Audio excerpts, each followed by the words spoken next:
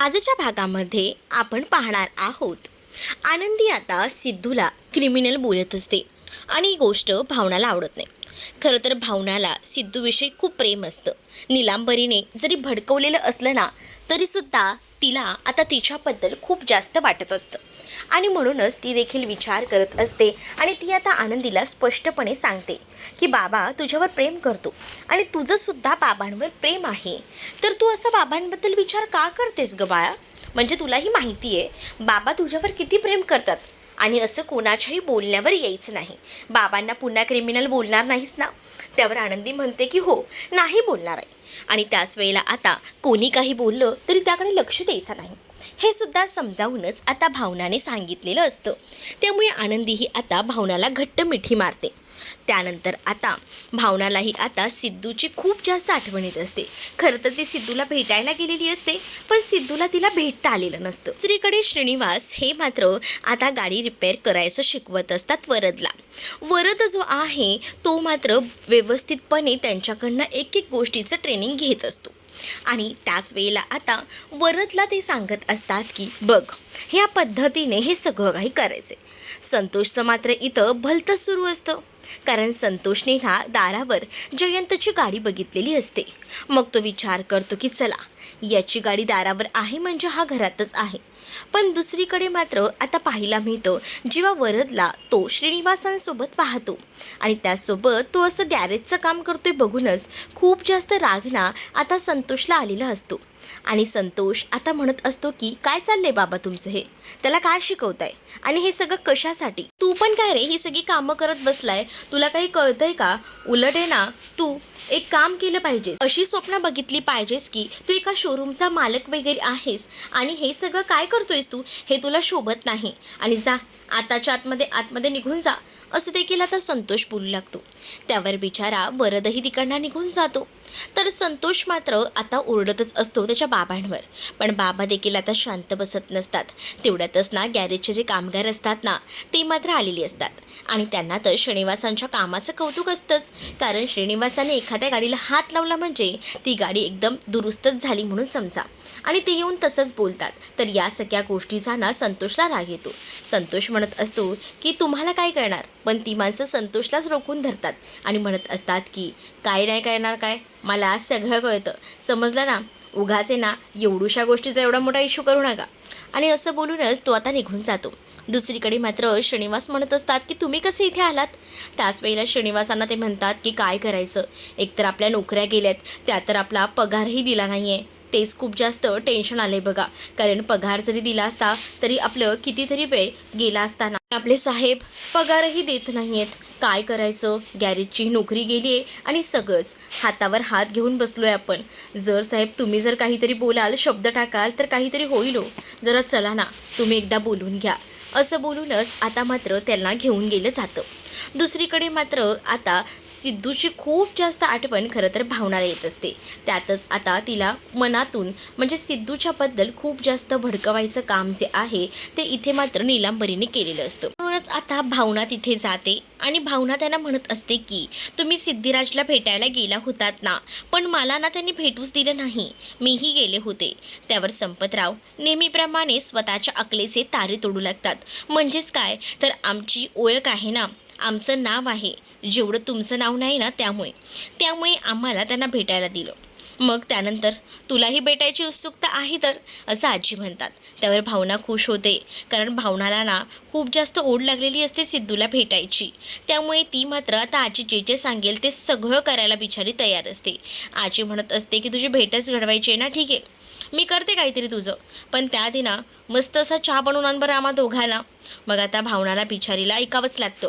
भावना म्हणते मी आलेच हा, पटकन तुम्हा सगळ्यांसाठी चहा घेऊन येते. आणि असं बोलूनच आता ती चहा आणण्यासाठी म्हणून तिकडनं जाते. ती आता चहा आणायला जाते. तिने खूप सुंदर असा चहासुद्धा केलेला असतो. पण माहिती ना ही आजी काय म्हणायचं, त्या आजीला खरंच ना त्या आजीला आता चहा मस्तपैकी आणून भावनाने दिलेला असतो. ह्या संपतरावांना सुद्धा देतो. पण मुद्दामून ना त्या चहामध्ये काही ना काही मुद्दामून काहीतरी काढायचं म्हणून ती आता म्हणते की ह्या चहामध्ये तर आलंच घातलं नाही आहे, मला आल्यावाला चहा हवा आहे. त्याच वेळेला मलाही हा चहा आवडला नाही म्हणून पुन्हा दुसरा चहा बनवून आण असं देखील सांगितलं जातं. बिचाऱ्या भावनाला खरंच काही कळत नसतं, पण तिला सिद्धूला भेटायची सुद्धा तितकीच ओढ असते. त्यामुळे तिला आता पुन्हा एकदा किचनमध्ये जावं लागतं. ती म्हणत असते की थांबा मी तुमच्यासाठी चहा घेऊन येते, पटकनच जाते असं बोलून ती पुन्हा एकदा किचनमध्ये जाते, चहा बनवून आणते. तो चहासुद्धा ही लोक ॲक्सेप्ट करत नाही, कारण त्या चहामध्ये म्हणे काय तर आता तो चहा बरोबर नाही आहे, काय तर त्या चहामध्ये साखरच कमी आहे, मग मला बिनसाखरेचा चहा लागतो, माझ्या रूममध्ये आणून द्या आणि तुम्हाला भेटायचं काय ते आपण नंतर बघूया, तुला काय वाटलं लगेच आम्हाला चहा दिला म्हणजे आम्ही तुला भेटवणार का, असे सुद्धा आजी टोमणे मारत असतात. इकडे आता संतोषला पैशांची हाव सुटलेली असते. जानू जिवंत आहे, एकदा संतोषला सांगितलं तर संतोष आपल्याला हवी तितकी रक्कम देऊ शकतो हे सुद्धा आता या संतोषला माहिती झालेलं असतं. आणि म्हणूनच त्या संतोषची मात्र पार चांदी झालेली असते असंच म्हणायला हरकत नाही. कारण हे ना त्याने आता ठरवलेलं असतं की काही झालं तरीसुद्धा आता मात्र आपल्याला हवं आहे, पैसे हवेत तर आपल्याला हे काम करावंच लागेल. इकडे जयंतला सुद्धा त्या मेमरी कार्डमधलं बराचसा डाटा हवा असतो. त्यासाठी त्याचीसुद्धा खूप जास्त धांदल उडालेली असते. जयंत कंटिन्यू त्या माणसाच्या फोनवर कॉल करण्याचा प्रयत्न करत असतो. आणि त्याच वेळेला आता इकडे मात्र जेव्हा या सगळ्यामध्ये गोंधळ उडतो तेवढ्यातच संतोषने त्याला फोन केलेला असतो. संतोष त्याला फोन करून म्हणत असतो की काय ना की प्रॉब्लेम झाला आहे. काय झालं आहे म्हणजे ना तुम्हाला ते मेमरी कार्ड तर फॉर्मॅट करून हवं आहे, पण तुम्हाला त्यासाठी ना पैसे मोजावे लागतील. काय ना पैशांचं जरा होतंय, किती पैसे पाहिजेत तेवढे सांगा, तेवढे द्यायला तयार आहे. 5,000, 10,000, 20,000, 50,000 एवढे जयंत बोलतो. त्यावर काय हा संतोष लगेचच पैशांसाठी हवरा लगेच म्हणतो की हां 50,000 चालेल, मी तुम्हाला देतो. त्याच्यामध्ये ना कोणत्या तरी बाईचा आवाज होता बघा, जानवी काहीतरी नाव आहे बघा तिचं. काय हा जयंत ऐकतो आणि जयंतला तर आता हवंच असतं. त्यात या संतोषने पैशांची माग केलेली असते आणि संतोषने आता पैशांबद्दल सांगितलेलं आहे म्हटल्यावर हा एका पायावर हे सगळं काही करण्यासाठी तयार होतो. मग मी तुम्हाला नंतरच कॉल करतो, तुमच्यापर्यंत हे सगळं पोचून जाईल असं देखील आता सांगितलेलं असतं. आता संतोष हातावर पैसे मोजायला सुरुवात करतो, कारण एवढ्याशा क्लिप्स आहे त्याला आता 50,000 रुपये भेटणार असतात. हा हवरा संतोष पैशांसाठी काही करायला तयार असतो, समोरच्याच्या मनाशी सुद्धा खेळायला. का तर त्याला त्याचं घर बांधायचं आहे ना, यासाठी त्याची ती धांदल उडालेली असते. फोन ठेवल्यानंतर इकडे मात्र आता जयंत जानूच्या फोटोकडे बघत असतो आणि जानू खरंच ग मी तुला खूप मिस करतोय, तुझ्याशिवाय मी जगू शकत नाही, हे नेहमीचेच त्याचे डायलॉग्स तो मारत असतो. आणि त्यामुळेच ना तो खूप जास्त आता व्याकुळ झालेला असतो. तो म्हणत असतो की जानू ग मला फक्त कळू दे ग, तू जिवंत आहेस, मग बघ तुला कसा शोधून काढतो ते, असं देखील त्याचं आता मनातल्या मनात म्हणणं असतं. का तर त्यालाही माहिती आहे की जसं की विश्वाने त्याला चॅलेंज केलेलं आहे, काही झालं तरी माझ्याकडेच तुझी जानू येईल आणि म्हणूनच तो स्वतःला त्रास करून घेत असतो. दुसरीकडे मात्र आता खूप जास्त रागातच नाही इकडे विश्वा असतो, कारण विश्वाला सुद्धा त्या जयंतचा प्रचंड असा राग येत असतो. कारण विश्वाही विचार करत असतो की का म्हणून मी या माणसाला सहन करू, याने माझ्या जानूला संपवले. दुसरीकडे सई आलेली असते आणि सईने खूप सुंदर असा त्याच्यासाठी एक ब्लॅक कलरचा शर्ट इस्त्री करून आणलेला असतो आणि तिला असं वाटत असतं की हा ब्लॅक कलरचा शर्ट घालून आहे ना ह्याने माझ्यासोबत यावं, म्हणजे कुठे तर डेटवर. पण आता ह्याला जयंतचा राग असतो. ब्लॅक कलर म्हटलं की जयंत हा समोरच त्याच्या येत असतो. मग त्याला आता काही नको असतं, तो सरळ सांगतो की नाही नाही नाही, हे असे कपडे मी घालत नाही आणि मुळात ह्याला कडक इस्त्रीही नाही आहे, त्यामुळे मी हे कपडे घालणार नाही, मला माझं काम आहे, मला जाऊ दे. तर आता सही त्याला म्हणते की हे आपलं बरं आहे, तुझं म्हणजे तुझं काम आहे, हे सगळं आहे म्हणून तू माझ्यावर चिडून निघून जातोयस. पण मला एक गोष्ट माहिती आहे, तू माझ्यावर चिडून जरी गेलास ना तरीसुद्धा तुझ्या मनात दुसरं काहीतरी चालू आहे. काय चाललंय तुझं? पण आता विश्वाच्या डोक्यात ना सतत आणि सतत तेच विचार सुरू असतात, ते म्हणजे जयंतचे. जयंतमुळे त्याची जानू गेली आहे आणि त्यामुळेच ना आता तो स्वतःला या सगळ्याचा खूप जास्त त्रास करून घेत असतो. तर त्याने अक्षरशः डोक्याला हात लावलेला असतो. दुसरीकडे मात्र आता गॅरेज मालकाचा जो मुलगा असतो त्याच्याकडे सगळीजण गेलेली असतात आणि त्याचसोबत पैशांची मागणी करत असतात. का तर आमचे पगार जे आहेत ते थांबलेले आहेत, सो तुम्ही प्लीज आम्हाला पगार द्या. जर तुम्ही पगार आम्हाला दिलात तरच आम्हाला आमचं काम करता येऊ शकतं. प्लीज असं करू नका, कारण साहेब कधीपर्यंत येतील ते माहीत नाही आहे, पण पगार तरी निदान द्या, अशी देखील मागणी आता सुरू असते. पण हा गॅरेजवाल्याचा मुलगा याचासुद्धा काही नेम नाही, म्हणजे हा सुद्धा अगदी उलटसुलट बोलत असतो आणि तो म्हणत असतो की तुम्हाला पैसे का, मला जसे काही देऊनच गेले आहेत माझे बाबा, आणि त्याच वेळेला आता तुमचं हे गॅरेज बंद आहे माहिती आहे आम्हाला, पण तरीसुद्धा मला असं वाटतं की जर तुम्ही आमचे पगार दिले तर आपण कामाचंही बघूयाच की. बाकी जे लोक असतात ना त्यांनासुद्धा आता कामाची खूप जास्त गरज असते आणि त्याचसाठी ती लोक सरळ म्हणतात की हो हो साहेब म्हणतायत ना ते अगदी बरोबर आहे, प्लीज तुम्ही जरा कामाचं तेवढं बघा ना. मग तो गॅरेजवालाचा मुलगा असतो ना तो निघून जातो, त्याला काही घेणं देणं नसतं या सगळ्यामध्ये. तर दुसरीकडे मात्र आता जानू ही विचार करत असते आणि सईकडे येते. सईला म्हणत असते की सई काय झालं. सईला आता विश्वाच्या सगळ्याच गोष्टींचा राग येऊ लागलेला असतो, कारण सईने बिचारीने इतकं छान असं शर्ट त्याला दिलेलं असतं, पण ते शर्ट काही त्याने घातलेलं नसतं आणि त्यामुळेच ना आता खूपच जास्त ती चिडलेली असते. आणि जेव्हा ती चिडते ना तेव्हा मात्र आता जानूच्या लक्षात येतं की विश्वाने तो ब्लॅक शर्ट का घेतला नसेल, म्हणजेच त्याला अजूनही जयंत आणि मी डोक्यातून गेलेलो नाही आहोत. त्याला असंच वाटत असेल या ब्लॅक शर्टकडे बघून त्याला जयंतची आठवण येत असेल आणि म्हणूनच त्याने हे शर्ट जे आहे ते सोडलं नसणार आहे. असंच काहीसं आहे हे मला बरोबर माहिती आहे. म्हणूनच आता मात्र ती मनातच विचार करत असते. जेव्हा मात्र आता ती मनात विचार करू लागते ना तेव्हा मात्र आता तिला ना खूप जास्त त्रास होत असतो, कारण विश्वा अजूनही या सगळ्यातून बाहेर कसा काय आला नाही ना याचाच विचार जानू करत असते. दुसरीकडे भावनाने आता सुरेशला भेटायला बोलवलेलं असतं आणि जेव्हा ती सुरेशला भेटायला बोलवते त्यावेळेला ती आता ज्या दिवशी श्रीकांतचा ॲक्सिडेंट झाला होता त्या दिवशीची गोष्ट विचारू लागते. म्हणजेच काय तर श्रीकांतचा जेव्हा ॲक्सिडेंट झाला होता तेव्हा त्या दिवशी सिद्धू कुठे होता, म्हणजेच आधी ॲक्सिडेंट झालं तेव्हा तो हॉस्पिटलमध्ये होता आणि त्यानंतर त्याला पार्टीचं काम होतं यासाठी तो बाहेर गेला होता असं देखील आता बोललं जातं.